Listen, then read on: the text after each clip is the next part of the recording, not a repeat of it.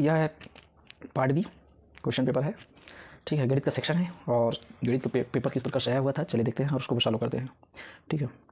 तो 101 नंबर में है, यदि x square plus six plus 1/x² plus 1/x is, ठीक है, लेस देन, छोटा है 0 से, तो निम्नलिखित में से कौन सा कथन सत्य होगा। अब इसमें से कौन सा कथन सत्य होगा, ठीक है। तो इसको बनाते हैं। तो देखिए आपके प्रश्न उसको थोड़ा लिख लेते हैं यहाँ पर। देखिए आपके पास प्रश्न क्या दिया हुआ है, x square plus x plus 1/x² plus 1/x है ना, लेस देन 0, 0 से छोटा है बोल रहा है। अब इसको फिर से थोड़ा सा व्यवस्थित करते हैं ना, कैसे करेंगे, एक्स स्क्वायर प्लस 1/x² एक साथ रखिए एक को, और एक्स प्लस 1/x को एक साथ रखते हैं, ऐसा है ना। तब अभी क्या हो जाएगा, है ना, अभी तो व्यवस्थित किया है, कुछ किए तो है नहीं।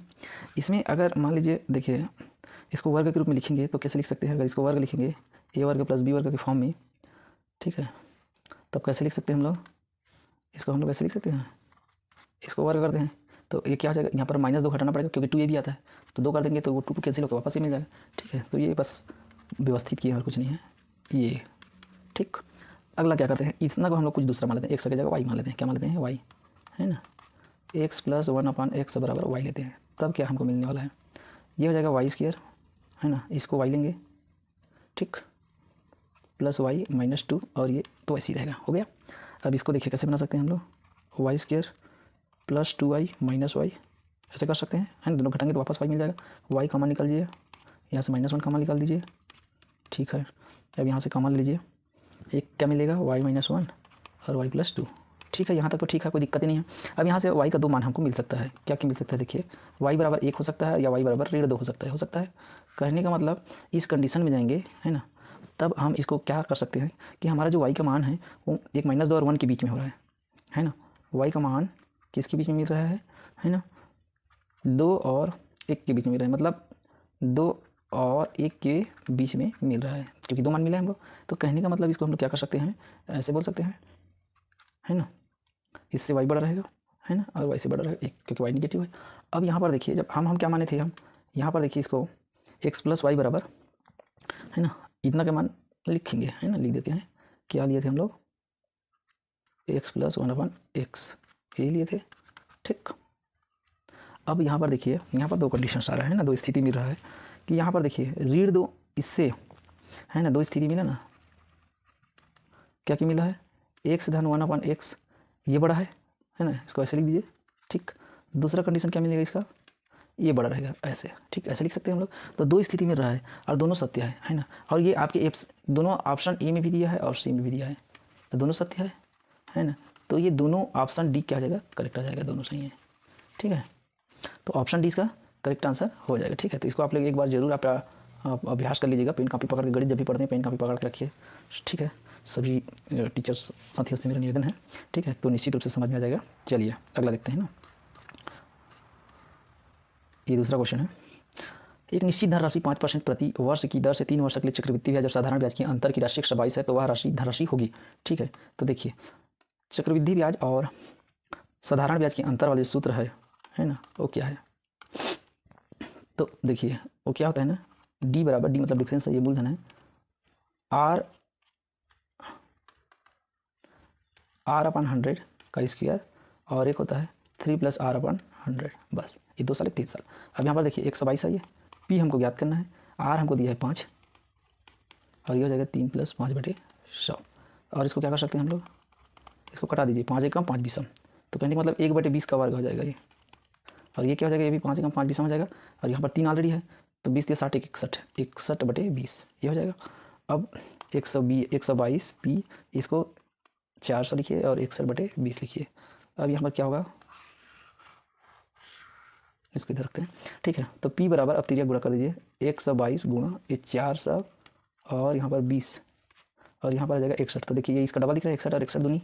अब ये देखिए 2 गुना ये हो जाएगा 8000, तो 8 दूनी 16000, ठीक। तो ऑप्शन नंबर आपको सी दिख रहा है, ऑप्शन नंबर सी इसका करेक्ट आंसर है, ठीक। नेक्स्ट क्वेश्चन की ओर आगे बढ़ते हैं।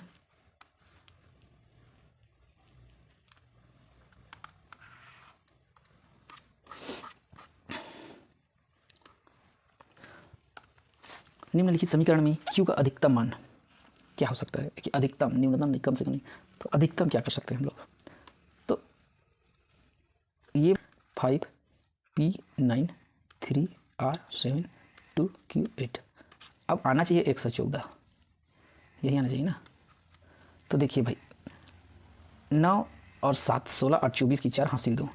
अब कहने का मतलब यहाँ पर जो p r और q का मान है ना, अब यहाँ तो 11 नहीं, तब तो हासिल एक आएगा, तो p r और q प्लस 2 भी है, कुल मिला के 11 आना चाहिए, क्योंकि यहाँ तभी ना 11 आएगा, फिर हासिल एक चला जाएगा, और 5 दूनी 10 और 11 है ना, तो 11 तो ये आ जाएगा। अब देखिए भाई 11 कैसे मिलेगा, कुल मिला के ये 9 होना चाहिए, इतना 2 तो पहले से है, तो 9 q का अधिकतम मान, हम लोगों को q का जो अधिकतम मान है, अधिकतम मान कितना ले सकते हैं भाई, हमारे पास 0 से 9 तक की रहता है, तो ये दोनों को आप 0 ले लीजिए, इसको भी 0 ले लीजिए, और इसको अधिकतम 9 कर सकते हैं, उससे ज़्यादा नहीं कर सकते क्योंकि 2 ऑलरेडी जुड़ा हुआ है ना। तो ये अधिकतम क्या हो सकता है, 9 हो सकता है। तो ऑप्शन नंबर जो है ए इसका करेक्ट आंसर चला जाएगा। अगला क्वेश्चन देखते हैं 104 नंबर में। ठीक है, निम्नलिखित में से कौन सा अभाज्य संख्या नहीं है? अब अभाज्य संख्या क्या होता है? ऐसा संख्या होता है जो किसी भी खुद से और एक को छोड़कर किसी भी अन्य सदस्य से भाग नहीं जाता है, ये तो सबको पता है। अब यहाँ पर नहीं है बोल रहा है, तो किस में भागेगा? सब तो अभाज्य दिख रहा है ना, ये 241 है ना, ये तो अभाज्य है, ठीक, ये भी अभाज्य है, ठीक, ये भी है। ये जो संख्या है, ठीक है, ऑप्शन जो बी है ये अभाज्य संख्या नहीं है। ये किसके किसके बीच का गुणा है ना, 17 गुणा 23 करेंगे है ना, तो आ जाएगा, है ना। ऑप्शन नंबर बी इसका क्या है, करेक्ट आंसर है।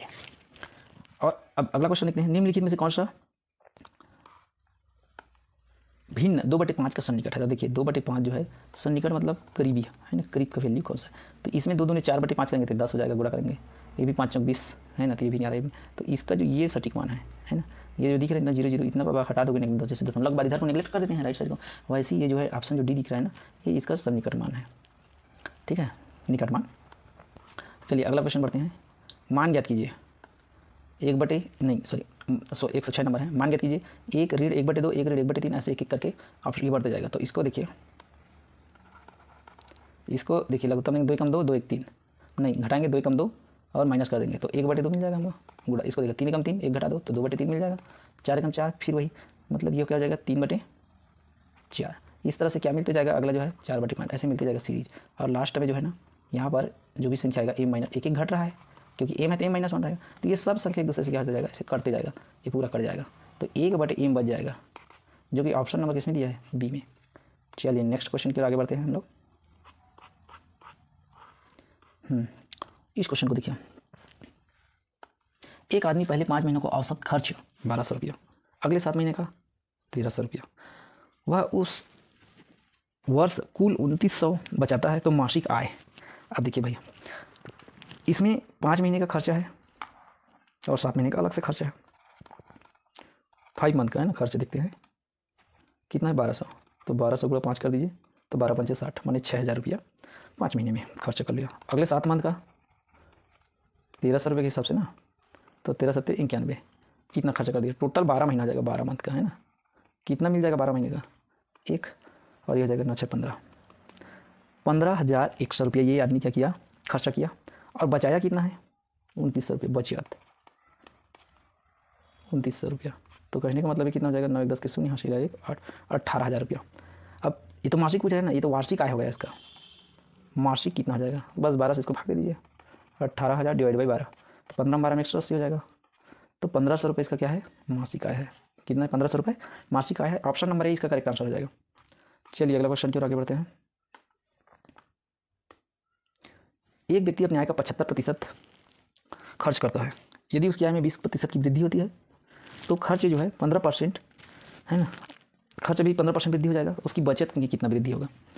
पहली बात हमको इसका जो है इनकम समझना है ना। अब यहाँ पर देखिए मान लीजिए हल करते हैं, ठीक है, मान लेते हैं अब इसका जो आय है 100% लेते हैं, मतलब 100 रुपया के ले लेते हैं है ना। अब खर्च 75% कर रहा है, कितना परसेंट, तो इसका खर्च 75 रुपया हो जाएगा 100 रुपये में, जैसे 100% इसका मान लीजिए आय है ना, 75% खर्च करेगा मतलब 75 रुपये हो जाएगा। अब अगला ये बोलता है ये बचत जो है ना, ठीक है, उसकी आय में 20% वृद्धि होती है, तब देखिए अब क्या होगा। अब इसमें तो बचत पता चल जाएगा हमको कि दोनों घटाएंगे तो इसका बचत निकल जाएगा, जिसका भी मतलब नहीं है। तो बचत में वृद्धि पूछा है। ठीक, फिर हाल अब देखिए ये बचत हो गया। यदि आय 20% वृद्धि होती है, अब मतलब 100 रुपये था 20% हो जाएगा तो 120 रुपये हो जाएगा। आय वृद्धि कितना हो गया 20% करें ना, तो 20% किया तो ये हो जाएगा 100 + 20 है ना, तो कितना हो जाएगा 120। कितना हो जाएगा 120। अब खर्च में वृद्धि 15% हो गया, 15% है ना। तो देखिए खर्च कितना था 75 था ना, तो पहली बात इसका 75 का 15% निकाल लेते हैं, मतलब 15/100 कर लेते हैं। तो इसको काटिए 25 तिया 25 चौके, तो ये जगह 15 तिया 45/4, तो 11 चौक 44 है ना, 44 1 बच जाएगा, 4 दूनी 8 4 5 20। ठीक है, तो 11.5%। ठीक, ये इतना जो है इसका हो जाएगा। अब नया खर्चा, चूँकि ये तो वृद्धि हुआ है ना, तो नया खर्च कितना जाएगा, पहले 75 था अभी 11 बढ़ गया है 11.25, तो दोनों को जोड़ेंगे है ना, तो ये 33 है ना, सॉरी 83 हो जाएगा। कितना जाएगा ये देखिए 2.5 तो रहेगा ही, 5 दूनी 10, 5 1 6, 5 1 6 और 8, 86.25 हो जाएगा है ना। मतलब 75 धन 11.25 को जोड़ देंगे तो आ जाएगा 86.25। ये नया खर्चा है। अब नया बचत भी देख लेते हैं है ना, नया बचत देखिए, अभी नया खर्चा नया आय कितना 120 पर हुआ था, और अभी जो है 86 दशमलव कितना लाए हम लोग 25, और नया खर्चा है इसमें भी पॉइंट लगा के 0 कर देते हैं, इसको घटा देते हैं। ठीक है, तो ये हो जाएगा ये 5 हासिल, ये 7 हो जाएगा, फिर हासिल हो जाएगा, फिर ये हो जाएगा 10 में से 7 गया तो कितना हो जाएगा ये 3 हासिल 1, 12 में से 9 गया तो 3। ठीक, 33.75। ठीक, ये नया बचत हो गया। ठीक, अब बचत में वृद्धि कितना हुआ है ना, बचत में वृद्धि भी तो पूछ रहा है ना ये। तो पहले बचत कितना था 25 रुपये का था, अभी वृद्धि हो गया कितना हो गया है 25 से ये 33 हो गया है। तो बचत में वृद्धि तो पहले 25 था अभी 33 हो गया ना, है ना, इसको घटा देते हैं, इधर तो कुछ नहीं है। ठीक, तो कहने का मतलब ये हो जाएगा 13 तो 8.7% की वृद्धि हुई है। अब वृद्धि प्रतिशत निकालेंगे तो कैसे निकलेगा वृद्धि प्रतिशत, देखिए 8.75 की वृद्धि हुआ है कितना में 25% में। ठीक, गुणा 100 कर देते हैं, 25 से कम 25 चौक, अब इसमें गुणा कर देते हैं। ठीक, 4 कितना गुणा करेंगे इतना में, 4 5 20 हासिल 2, 7 चौक 28 2 30 0 हासिल 3, और 8 चौक 32 3 35, तो ये हो जाएगा 35% की वृद्धि। ठीक, ऑप्शन नंबर डी में दिया हुआ है 35% की वृद्धि हो जाएगा, ऑप्शन डी इसका करेक्ट आंसर चला जाएगा। चलिए नेक्स्ट क्वेश्चन देखते हैं। इस प्रकार से इसका सलूशन था, लॉग वाला है। यदि log 15 बराबर 125 के तो 3 पुस्तक में 3 माइनस किया 5 3 प्लस के का मान कितना होगा। ठीक है, तो इसको देखते हैं हम लोग बना के। यहाँ पर हमको ये दिया हुआ है ना, ठीक है, ये दिया हुआ है तो इसको बनाते हैं।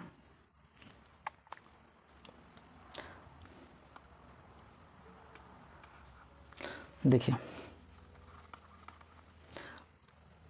log 15 125 इज इक्वल टू के, इसको थोड़ा सॉल्व करते हैं। ये 5 का त्रिघात है तो ये कितना जाएगा 3 इधर आ जाएगा, log 15 5 के, ये हमको क्या मिलेगा। अब ये 3 को उधर भी भेज दीजिए, k/3।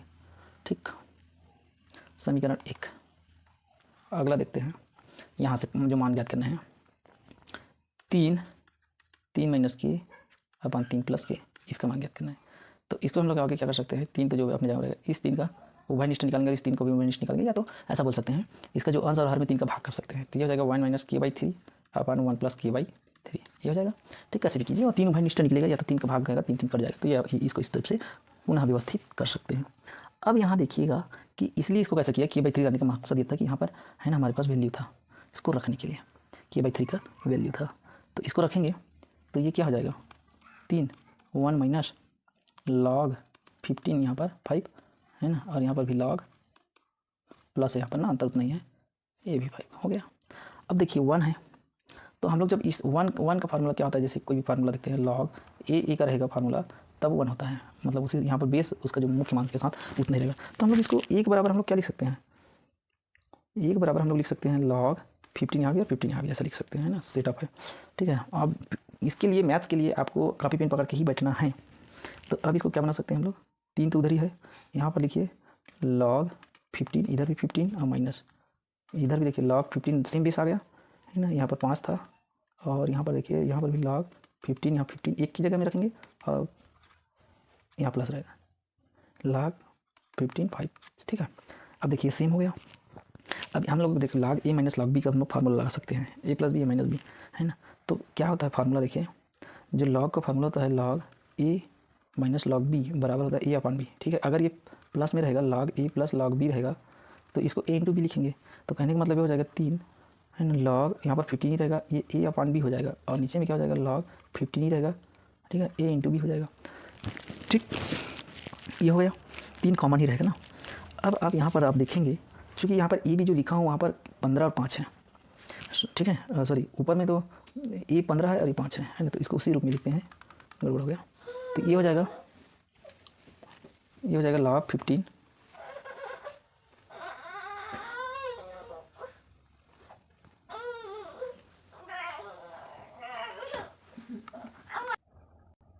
हाँ। तो यहाँ पर देखिए log, यहाँ पर लगाएंगे log a minus log b मतलब log a अपॉन b मतलब 15/3 और नीचे में भी log 15, यहाँ पर दोनों एक साथ है ना, प्लस में है log a इंटू बी, तो 15 इंटू 5, तो ये क्या हो जाएगा 3 log 15, यहाँ पर हो जाएगा ये 5 या 3 आ जाएगा और ये क्या हो जाएगा log 15 में 75। अब देखिए log में बेस सेम रहता है, तब इसका क्या फार्मूला बनता है, जब फार्मूला में देखिए जब इस टाइप से जैसे कि फार्मूला होता है हमको पता है, जैसे मान लीजिए यहाँ log c में a है और log c में b है, तब इसका फार्मूला क्या बन जाता है, log जो नीचे में रहता है ना वो b यहाँ पर बेस बन जाता है और यहाँ आ जाता है a। ठीक, तब यहाँ हमारे पास क्या होने वाला है, तब हमारे पास होने वाला है 3 तो पहले से है ना, वो कॉमन लेके चल नहीं है उसको। log देखिए यहाँ पर b की जगह 75 है तो यहाँ पर हो जाएगा 75 और यहाँ पर 3 है, तो ये ऐसे हो जाएगा। ठीक है, अब देखिए इस 3 को हम लोग उसको पावर के रूप में लिख सकते हैं, log 75 3 का पावर 3, तो हो जाएगा log 75 3 का पावर 3 मतलब 27। ठीक, तो ये फाइनल सॉल्यूशन हो जाएगा जो कि आपको ऑप्शन नंबर सी में मिल जाएगा। तो ऑप्शन सी इसका क्या हो जाएगा, करेक्ट आंसर हो जाएगा।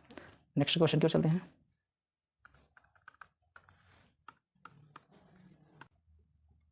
अगला क्वेश्चन है, यदि x की घात 1/3 प्लस y की घात 1/3 बराबर z की घात 1/3 है तो x धन y धन z की घात, है ना, तो होल पावर में 3 प्लस 27 x y z का मान क्या होगा। ठीक है, अब देखिए यहाँ पर हम लोग क्या कर सकते हैं, सबसे पहली बात तो हम लोग इसको ले लेंगे, है ना, x 1/3 प्लस y 1/3 बराबर z 1/3। अब दोनों पक्षों में ना घन करने पर मतलब घात 3 लगाएंगे तो यहाँ z बचेगा। ठीक है, क्या कर रहे हैं, दोनों पक्षों में घन करने पर, तो घन करेंगे तो देखिए ये a प्लस बी का क्यूब हो जाएगा वो इस टाइप से, है ना। तो ये क्या हो जाएगा, x की घात 1/3 प्लस y की घात 1/3, इसका कर दिए और ये हो जाएगा 1/3 था फिर 3 आ जाएगा, मतलब ये z हो जाएगा। अब यहाँ पर a प्लस बी का फॉर्मूला लगाएंगे, a प्लस बी का क्यूब बराबर क्या होता है, a cube b cube plus 3ab a plus b, यही होता है। अब यहाँ पर देखिए a क्यूब करेंगे मतलब इसका क्यूब करेंगे तो यहाँ पर x और 1/3 के साथ कट जाएगा, है ना, क्योंकि ऑलरेडी इस टाइप से है, ये 3 आ जाएगा, y का भी 1/3 है फिर ये 3 प्लस 3ab, x की घात 1/3 y की घात 1/3 और a प्लस बी मतलब x की घात 1/3 प्लस y की घात 1/3, ये हो जाएगा। अब देखिए यहाँ पर ये कट जाएगा तो x बचेगा, ये भी कट जाएगा तो y बचेगा प्लस 3, है ना। यहाँ पर देखिए x की घात 1/3 y की घात 1/3 और इसको हम लोग z लिख सकते हैं जो कि हमको ऑलरेडी दिया हुआ है पहला समीकरण, इसको बना देते हैं इसमें, तो z के 1/3। अब यहाँ पर क्या हो जाएगा देखिए, ठीक है, x प्लस वाई हमको मिल गया है और 3 x, है ना, यहाँ पर तीनों को क्या कर सकते हैं हम लोग, है ना, अलग अलग पावर में, है ना। ठीक है, इतना आ जाएगा और इतना बराबर z है ना, इतना बराबर क्या है, सब में z है। तो देखिए इसको क्या करेंगे हम लोग, z को इस तरफ ले आएंगे और इसको उस तरफ ले जाएंगे, तो यहाँ पर क्या हो जाएगा -3 x की घात, ठीक है, तीनों में क्या है 1/3 का क्यूब है ना, इसको ऐसे करते हैं x y z का 1/3 कॉमन लेके रखते हैं ना। अब देखिए प्रश्न स्टेप से हमको बनाना था, अब दोनों पक्षों में फिर से घन करने पर, है ना, घन कर देने पर इस स्टेप के सेटअप करना है तब आपका आंसर आ जाएगा। तो देखिए x plus y minus z का क्यूब इधर हो जाएगा और -3 का यहाँ पर देखिए एक साथ क्यूब होने वाला है ना, एक्स वाई जेड यहाँ पर क्यूब। तो देखिए जब इसका क्या है 27 माइनस तो रहेगा ही, क्या हो जाएगा 27 3 का क्यूब और ये कट जाएगा तो यहाँ पर एक्स वाई जेड। ठीक, तो यहाँ पर क्या आ जाएगा एक्स वाई जेड, यहाँ पर 27 है, ठीक है। अब किसके इक्वल है तो इसको उस तरफ ले जाएंगे तो इस तरफ से हमको फॉर्मेट मिल जाएगा, ठीक है। X plus y minus z का क्यूब, ये minus minus plus 27 x y z बराबर इधर 0। तो देखिए ऑप्शन नंबर बी 0 दिया है, यही हमारा आंसर था। चलिए नेक्स्ट क्वेश्चन बढ़ते हैं आगे।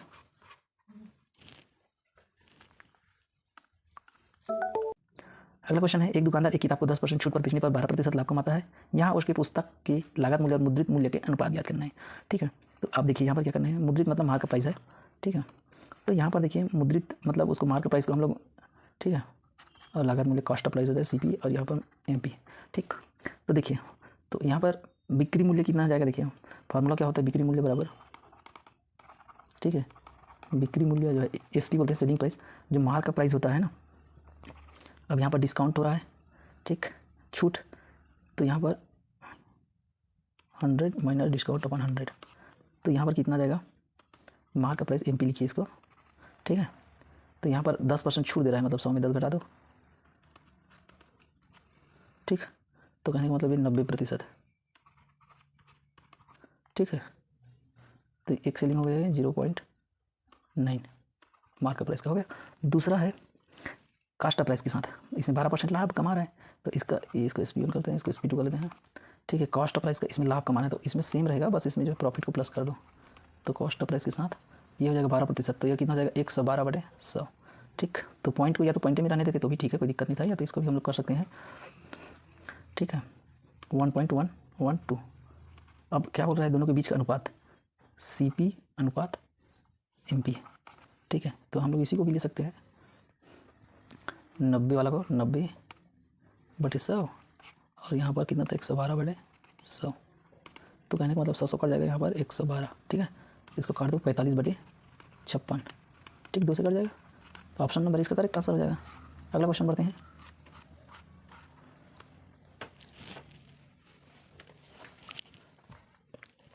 दिए गए चित्र में वृत्त का केंद्र O है और PT स्पर्श रेखा है। यदि RA ये वाला है ना PQ पर लंब है, मतलब यहाँ पर 90 अंश है, तो यहाँ पर देखिए QPT 45 अंश है और PQ का मान 10 सेंटीमीटर है, तो PAR का क्षेत्रफल कितना होगा। अब देखिए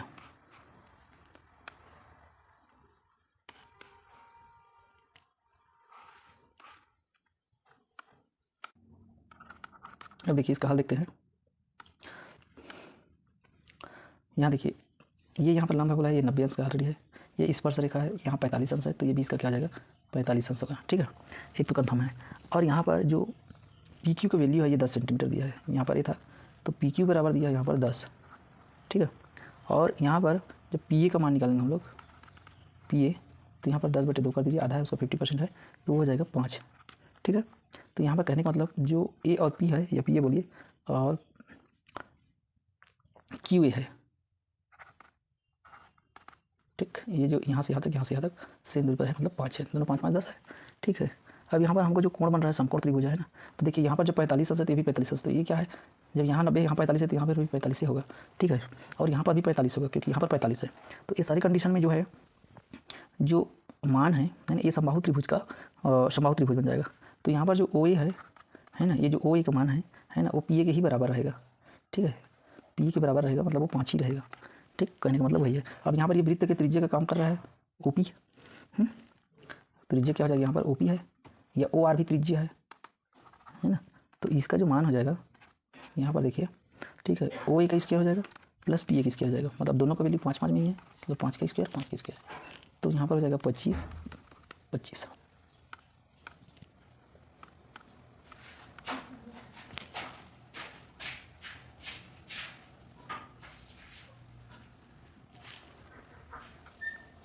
तब ये क्या हो जाएगा, ये ठीक है 5 50 हो जाएगा, मतलब 5/2 हो जाएगा, है ना, 25 बाहर हो जाएगा।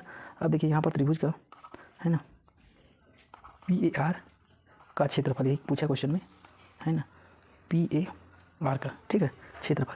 तो यहाँ पर देखिए ऊंचाई जो निकालेंगे हम लोग, ऊंचाई RA है ना, क्योंकि 1/2 आधारभूत ऊंचाई होता है ना, तो उसके लिए आप जो है ऊंचाई जो है RA है, और RA क्या हो जाएगा यहाँ पर देखिए RO प्लस OA, मतलब ये R तो ऊपर का ये R त्रिज्या है, जैसे ये त्रिज्या था, और इसका 5 निकाले थे, है ना, ओवर 5 है। ठीक, अब यहाँ पर त्रिज्या आप निकालें 5/2 है ना, तो यहाँ पर निकाल दो इसको, 5 को बाहर निकाल दो तो यहाँ पर हो जाएगा है ना, इसको 1/2 लिख देते हैं ना, 2/1 है की बात है। तो ये हमको ऊंचाई मिल जाएगा, क्या मिल जाएगा, ऊंचाई। अब आधार भी निकाल लेते हैं। आधार यहाँ पर देखिए पी है ना, पी आधार है ये वाला, ठीक, जो कि 5 सेंटीमीटर पहले से है। अब देखिए जो क्षेत्रफल क्या होता है त्रिभुज का, पी ए आर का क्षेत्रफल निकालना है ना, एरिया 1/2 आधार गुणित ऊंचाई से, है ना। तो यहाँ पर 1/2 आधार हम लोग क्या निकाल लिए है 5, और ऊंचाई क्या निकाली √5 और 1+, ठीक है, सॉरी ऊंचाई में यहाँ तो 5 कॉमन था ना, है ना, तो यहाँ पर थोड़ा सा 1/2 5 × 5 × ये आ जाएगा 1 + √2, ठीक है। तो 5 × 5 = 25 है ये, है ना, ये हो जाएगा 1 + √2 और होल डिवाइड बाई 2, जो कि है ना ऑप्शन नंबर ए में है, ठीक है। तो इस प्रकार से इसका सलूशन था, तो answer number A, option A इसका करेक्ट आंसर हो जाएगा, ठीक है। चलिए अगला क्वेश्चन में आगे बढ़ते हैं फटाफट। 113 नंबर है, यहाँ सेट ए यादृच्छ तरीके से 3 विभिन्न संख्याएं चुनी जाती है, तो क्या संभावना है कि उनमें से 2 संख्याओं का गुणनफल तीसरी संख्या के बराबर हो। अब यहाँ पर देखिए इस क्वेश्चन में प्रायिकता का क्वेश्चन है, यहाँ पर यादृच्छ मतलब यहाँ पर रैंडमली होता है, कहीं से भी कुछ उठा लो। तो देखिए यहाँ पर जो सेट है वो 1 से 10 तक की गिनती है, 5 6 7 8 9 10 हो गया। अब यहाँ पर देखिए कुल अवयव 10 है, कुल अवयव क्या है बराबर 10। तो यादृच्छ तरीका से 3 संख्या चुनने की संभावना, ठीक है, यादृच्छिक, ठीक है, तरीके से 3 संख्याएं चुनने की संभावना, ठीक है। तो ये क्या हो जाएगा 10 9 × 8 डिवाइड बाई 3 × 2 है ना, फैक्टोरियल में स्टेप सॉल्व करते हैं, तो 3 तिया और 2 चौके, ठीक है। तो ये हो जाएगा 4 तिया 12 120 हो जाएगा। अब देखिए, अब यहाँ पर हम लोग क्वेश्चन में बोला है क्या संभावना उनमें से 2 संख्या गुणनफल तीसरी के बराबर हो। जैसे 3 संख्या चुनते हैं, 3 संख्या 1 से 10 तक है, तो ऐसा संख्या होना चाहिए जिसको 2 संख्या गुणा करने पर तीसरा संख्या मिलना चाहिए। तो जैसे कि देखिए यहाँ पर क्या कर सकते हैं, जैसे कि 2 × 3 तो ये 6, एक मिल जाएगा 10 तक की संख्या में। दूसरा है 2 × 4 करेंगे 8 मिल जाएगा, वो भी 8 भी है, देखिए यहाँ 2 × 5 करेंगे तो 10, ये भी है ना। तो 3 संख्या यहाँ पर मिल रहा है ना। तो कहने का मतलब यहाँ पर है ना, कुल यहाँ पर देखिए बराबर हो, है ना। तो इसकी जो संभावना जो है, संभावना है ना, क्या मिल रहा है यहाँ पर 3 है ना, तो 3 यहाँ पर आया था 120, तो घटाएंगे 1/40 है ना, जो कि ऑप्शन नंबर सी में दिया हुआ है। चलिए नेक्स्ट आगे बढ़ते हैं। अगला क्वेश्चन है, यदि a + b बराबर c और 10a = k10b तथा a - b = 5, तब sin c बराबर क्या होगा, है। तो देखिए इसको कैसे हल करेंगे, क्या क्या दिया है, a + b बराबर c दिया है, और यहाँ पर 10a बराबर k10b, ठीक है। तो इसको क्या कर सकते हैं हम लोग, 10a / 10b, इसको साइन में कन्वर्ट कर दीजिए, ठीक है। इसको एक काम करते हैं, इसको योगांतर अनुपात लगाते हैं ना, योगांतर अनुपात, तो क्या जाएगा योगांतर अनुपात में, है ना। योगांतर अनुपात कैसे लगता है, ये हो जाएगा 10a + 10b / 10a - 10b, इधर का क्या जाएगा k + 1 / k - 1, ठीक। अब इसको हम लोग क्या करेंगे, हम लोग साइन में चेंज कर देंगे। तो साइन में चेंज करेंगे तो क्या हो जाएगा, ये हो जाएगा sin a / cos a, है ना, और इसको sin b / cos b हो जाएगा। सेम प्रक्रिया यहाँ भी होगा, sin a / cos b - sin b / cos b, ठीक। अब इसको देखिए तिर्या गुणा करेंगे, तो ये हो जाएगा sin a × cos b + cos a sin b हो जाएगा। और यहाँ पर cos a और cos b का डिवाइड होगा, यहाँ पर भी cos a cos b होगा, है ना, ये a है तो कट जाएगा, उसको नहीं लिख रहे हैं ना। यहाँ पर भी sin a × cos b - cos a, है ना, और sin b, ये हो जाएगा। अब इधर तो वही रहेगा ना k + 1। अब इसको हम लोग क्या लिख सकते हैं, देखिए ये sin a + b का फार्मूला है ना, और ये हो जाएगा sin a - b का फार्मूला है, हो गया, बराबर k + 1 / k - 1, ये हो जाएगा। अब देखिए a + b बराबर क्या दिया है यहाँ पर,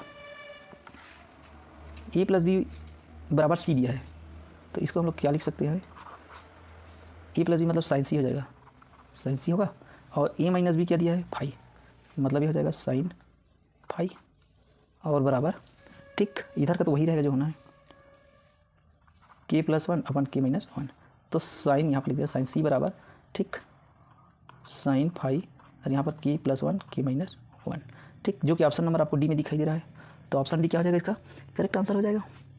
ठीक है, चलिए नेक्स्ट क्वेश्चन की ओर आगे बढ़ते हैं।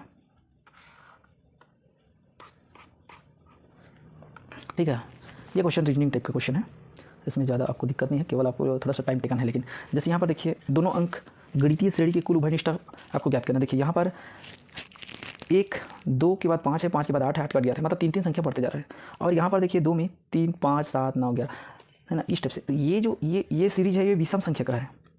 ठीक है, इसमें क्या है, इसमें +3 जा रहा है और इसमें ये विषम संख्या है, और दोनों का उभयनिष्ठ जो दिख रहा है 5 से शुरू हुआ है ना। 5 यहाँ पर देखिए 9 के बाद 11 था, 11 के बाद 13 आता, तो पहले तो 5 आएगा है ना। 5 के बाद, क्योंकि आप पूरा को लिख सकते हैं, लिखना चाहें तो लिखे है ना, क्योंकि उभयनिष्ठ हमको चाहिए, तो उभयनिष्ठ यहाँ पर क्या मिलेगा, उभयनिष्ठ मतलब कॉमन। तो यहाँ पर देखिए सबसे शुरू क्या मिला, 5, सबसे शुरू क्या मिला, 5 मिला है, फिर 11। अब अगला क्या मिलेगा, देखिए 6 का अंतर है। ठीक, तो अगला क्या मिलेगा, ठीक है 6 का अंतर है। अब ये हमको समझ में आ गया है, तो इसमें 6 जोड़ दीजिए, तो अगला जो मिलेगा 17 मिलेगा, फिर अगला जोड़िए 23 मिलेगा, फिर अगला क्या मिलेगा 29 मिलेगा है ना, फिर 35 मिलेगा, फिर 41 मिलेगा, फिर 47 मिलेगा। ठीक है, इस टाइप से सबको लिखना है। फिर 47 के बाद इसमें 53 मिलेगा है ना। सम संख्या बिल्कुल नहीं आएगा, क्योंकि इसको आगे बढ़ाओगे तो जैसे 8 आ रहा है, 2 आ रहा है, क्योंकि ये विषम संख्या, इसलिए विषम संख्या की सीरीज 6 का अंतर लेंगे, 59 हो जाएगा, 65 हो जाएगा, 71 हो जाएगा। ठीक है, इस तरह से सारी चीज़ों को आपको क्या करना है, लिखना है। 77 हो जाएगा, ठीक है, 83 हो जाएगा, 89 हो जाएगा, 95 हो जाएगा। ठीक, फिर 6 का अंतर करेंगे तो 101 है ना, क्या हो जाएगा 101 आ जाएगा लास्ट में, 101। यहीं तक का तो कॉमन निकालना था हमको। अब इसको गिन लीजिए टोटल है ना, तो टोटल गिन लीजिए हम आप लोग 1 2 3 4 5 6 7 8 9 10 11 12 13 14 15 16 17, तो कितना उभयनिष्ठ है, कुल 17। ऑप्शन नंबर भी दिया हुआ है, तो इस टाइप से इसका सॉल्यूशन है। अगला क्वेश्चन देखते हैं।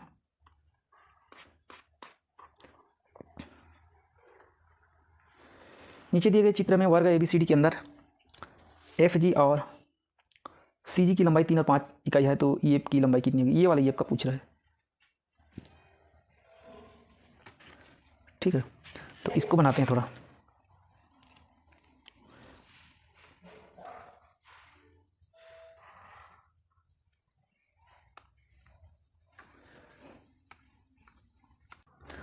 तो अब यहाँ पर देखते हैं हम लोग, यहाँ पर एक वर्ग है ना, ये वर्ग है। ठीक है, अब यहाँ पर 2-3 प्रकार से देखिए, यहाँ पर वर्ग भी दिख रहा है, ये त्रिभुज भी दिख रहा है ना। तो यहाँ पर दिया क्या क्या है, जो F और G है वो 3 सेंटीमीटर है, ये 3 है ना, और G और C है 5 है। कुल मिला के जो FC होने वाला है वो दोनों का योग होगा है ना। ठीक है, 8। अब मान लेते हैं इसका भुजा को S, सब तरफ को क्या मानते हैं S। अब यहाँ पर देखिए चित्र में ये 90 अंश का ऑलरेडी बना हुआ है ना, तो चूँकि 2 त्रिभुज बनेगा DFC। ठीक है, ये D हो गया, ये F हो गया, और ये C हो गया, ये वाला त्रिभुज हो गया, और त्रिभुज ठीक है AFE, मतलब ये त्रिभुज और ये त्रिभुज दोनों सर्वांग सम है, क्योंकि यहाँ दोनों 90 अंश का बन रहा है, यहाँ पर 90 बन रहा है ना दोनों। और इन लोगों का जो शीर्षक भूमि कोण है ये वाला है ना, ये एक दूसरे है ना शीर्षक भूमि है, तो इस हिसाब से बोल सकते हैं कि ये जो भुजा है वो क्या है, ये सर्वांग सम में है ना। तो इसमें हम लोग भुजाओं का जो अनुपात है ना, भुजाओं का अनुपात ये क्या होने वाला है, जो EF है, ये EF दिख रहा है ना, डिवाइड बाई FC। ठीक है, ये त्रिभुज के नियम से है। और AF देख लेते हैं, ये जो AF है अपन DF कर लेते हैं, हो गया। और वैसे ही AE दिख रहा है आपको, ठीक, अपन DC, ये हो गया। ठीक है, अब देखिए, अब मान लेते हैं यहाँ पर EF का हमको पता नहीं है, EF बराबर 100 ले लेते हैं, क्या ले लेते हैं 100 ले लेते हैं। ठीक है, और ये तो 8 है, तो ये हो जाएगा 100/8 हो जाएगा। और यहाँ पर AF डिवाइड बाई DF। ठीक है, तो ये जो DF है उसको लिख दिए DF। अब क्या हो जाएगा, यहाँ से AF का मान निकालेंगे, AA बराबर 100/8 DF हो जाएगा, हो गया। अब देखिए चूँकि यहाँ पर AF प्लस DF बराबर AD बराबर 5। ठीक, तो हम लोग और क्या लिख सकते हैं, तब क्या लिख सकते हैं 1/8 है ना DF प्लस DF बराबर, ठीक है S। तो अब आगे क्या हो जाएगा ये, ठीक है, तो भुजा हो जाएगा। अब यहाँ क्या हो जाएगा देखिए, DF को कॉमन ले लेते हैं, DF को क्या लिखते हैं कॉमन, तब हमारे पास क्या बच जाएगा यहाँ पर 1 + 1/8 S। ठीक है, अब अगला देखते हैं ना एक और चित्र में।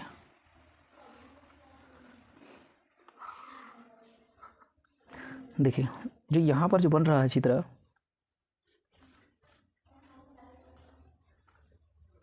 तो यहाँ पर देखिए इस चित्र को छोटा रूप में देख रहे हैं हम लोग, है ना, ये D है, यहाँ से कलम कीजिए P है ना, यहाँ पर G या C है और यहाँ पर F है। ठीक, तो इतने में हम लोग यहाँ पर यहाँ दो त्रिभुज मिल रहे हैं आपको, त्रिभुज GDC और त्रिभुज FDC, FDC और GDC, ठीक है, GPD, ठीक है, GP है, ठीक है, GPD। तो अब देखिए ये दोनों को मिल गए GPC और FDC, ठीक है। तो अब यहाँ पर से देखिए ये दोनों भी सर्वांग सम है। अब यहाँ पर भुजाओं का अनुपात करते हैं,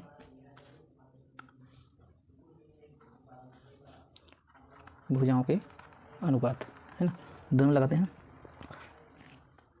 GC/FC बराबर GP/DC, ठीक है, या CD और GP/FD, ठीक है। तब ये क्या हो जाएगा H/8, ठीक है, FC तो 8 है, यहाँ से यहाँ तक बराबर, यहाँ पर क्या करेंगे S - PD/S,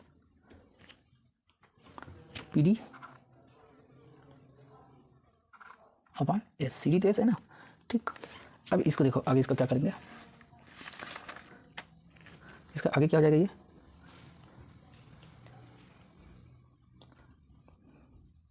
GC5 है ना, ठीक है, तो GC5 है, ये 5 है ना, S नहीं है, तो ये क्या हो जाएगा अब 5S, इसको इससे रख देता हूँ मैं ताकि मिला नहीं, 5S बराबर 8S माइनस 8 किस में गुणा जाएगा PD, ठीक है, 8PD बराबर 8S माइनस 5S बराबर 3S हो जाएगा, है ना, 3S हो जाएगा। तो PD यहाँ पर क्या मिल जाएगा हमको 3S/8। अब देखिए यहाँ पर GP/FD बराबर, यहाँ पर क्या हो जाएगा 8, ठीक है। अब तो FD बराबर क्या हो जाएगा, FD बराबर क्या हो जाएगा 3S/8, ठीक, इंटू 8/5, 8 कट जाएगा, तो यहाँ पर क्या बच जाएगा 3S/5, ठीक। अब देखिए समीकरण 1 और 2 को तुलना कर देंगे यहाँ पर हम लोग, ठीक, और बस त्रिया गुणा करना है, फिर हमारा आंसर आ जाएगा। तो देखिए यहाँ पर ये किसके बराबर है 8S/x + 8 बराबर 3S/5, तो S कट जाएगा, तो यहाँ पर क्या बचेगा, ठीक है, ये हो जाएगा, इधर आ जाएगा, तो 3x मतलब 8 × 5 = 40 हो जाएगा, है ना, और इधर क्या हो जाएगा 3x + 24, तो 3x बराबर जब 24 इधर से घट जाएगा तब क्या बच जाएगा 16, तो x बराबर क्या हो जाएगा 16/3, ठीक है, x बराबर 16/3, जो कि ऑप्शन नंबर डी में है ना, तो ऑप्शन डी इसका करेक्ट आंसर हो जाएगा, ठीक है, 16/3 क्या हो जाएगा इसका करेक्ट आंसर। इसका थोड़ा सा आप लोग अभ्यास कर लीजिएगा, थोड़ा लेंदी क्वेश्चन था, बड़ा था। नेक्स्ट क्वेश्चन देखते हैं,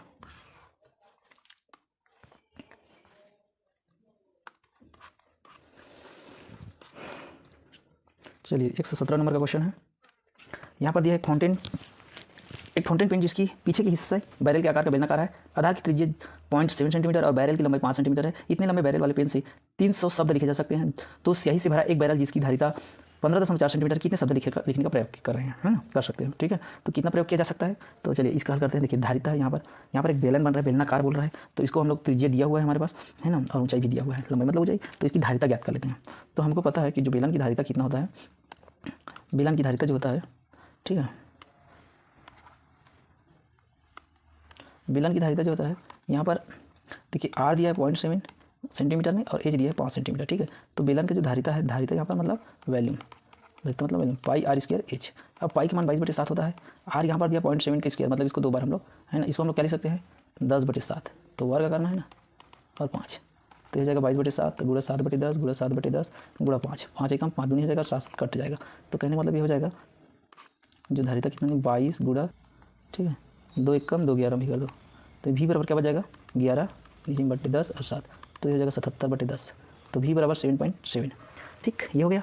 अब 7.7 जो धारिता है, स्याही से शब्द कितने शब्द लिखे जाते हैं, है ना, CM भाई स्याही से 300 शब्द लिखे जाते हैं, तो एक क्यूब स्याही से 300/7.7, तो यहाँ पर बोल रहा है 15.4 स्याही से कितने शब्द लिखेंगे, तो इसको गुणा कर दो 54, देखिए 77 54 दूनी होता है ना, पॉइंट लगाए मतलब दो बार में कट जाएगा, तो ये हो जाएगा 2 × 3, मतलब ये हो जाएगा 600, जो कि ऑप्शन नंबर किसमें दिया है, सी में दिया है, करेक्ट आंसर हो जाएगा। अगला क्वेश्चन देखते हैं।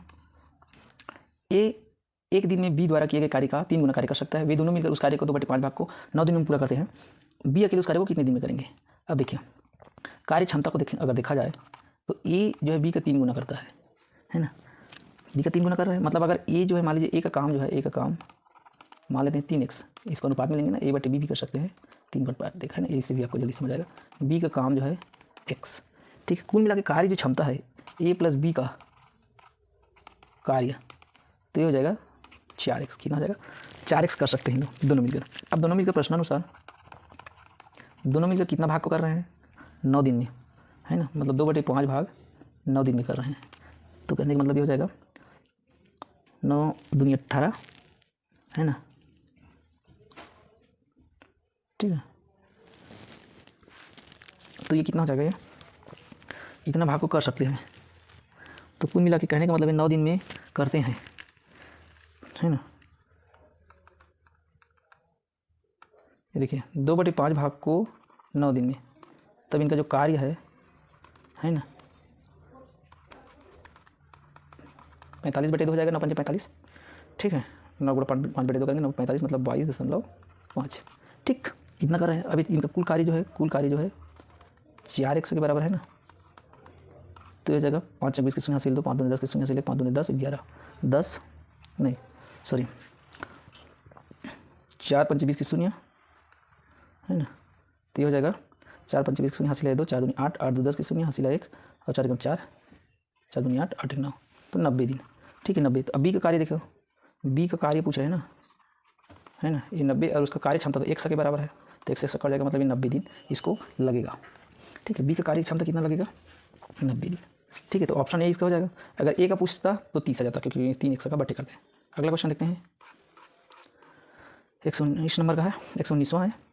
देखिए इसमें क्या करेंगे, 28 है, √x ले लीजिए आप, प्लस 14 26 बराबर 28, ठीक है 72 गुणा 3/4 करेंगे, इसको कटा देंगे, 2 7 4 7 28, 4 0 0 नहीं 4 7 28, ठीक है 4 7 28 और 4 एकम 4, 3 4 8 है ना 32, 4 8 32, तो ये हो जाएगा 718 गुणा 3 कर दीजिए, तो ये हो जाएगा 54 7 21 21, है ना।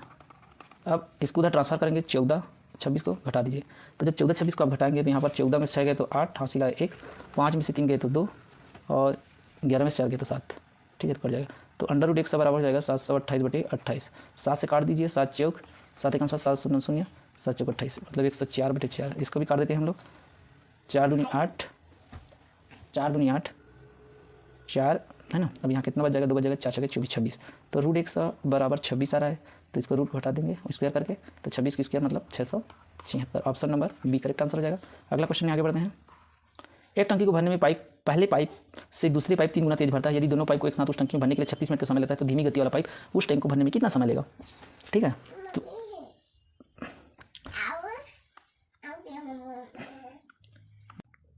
तो यहाँ पर देखिए हल में मान लीजिए 2 पाइप है यहाँ पर ना, एक ये फास्ट वाला है, ये स्लो वाला है, वो 3 गुना है,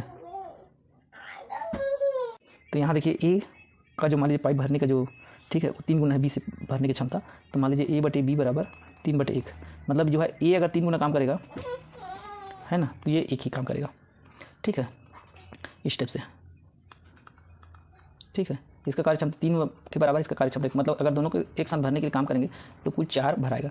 अब देखिए दोनों पाइप एक साथ है ना, दोनों को एक साथ मान लीजिए भरने में काम में लगा देते हैं, तब यहाँ पर 36 मिनट का समय लग जाएगा।